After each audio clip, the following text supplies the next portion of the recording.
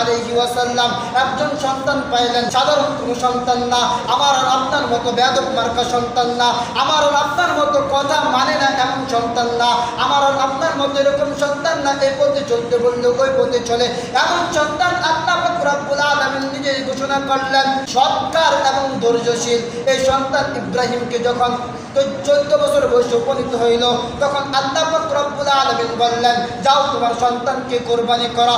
আল্লাহ পাকের হুকুমে ইব্রাহিম নবী তার সন্তান ইসমাঈল আলাইহি ওয়াসাল্লামকে শয়তান 3 জায়গায় ধোঁকা দিছে। 1 নম্বর ধোঁকা দিছে যে ইসমাঈলকে বলছে, হে ইসমাঈল তোমার বাবা তোমাকে কোথায় নিয়ে যাচ্ছে? ইসমাঈল আলাইহি ওয়াসাল্লাম বলে আমার বাবা আমাকে আল্লাহ তাআলার জন্য জবাই করতে নিয়ে যাচ্ছে। তখন ইসমাঈল আলাইহি ওয়াসাল্লামকে শয়তানে ধোঁকা দেয় তোমাকে জবাই করে ফেলবে তোমার বাবা। তখন বলতেছে আল্লাহর জন্য যদি আমার বাবা আমাকে জবাই করে তাহলে আমি তার মধ্যে রাজি। তখন দেখবো ইসমাঈলকে ধোঁকা দেওয়া সম্ভব না।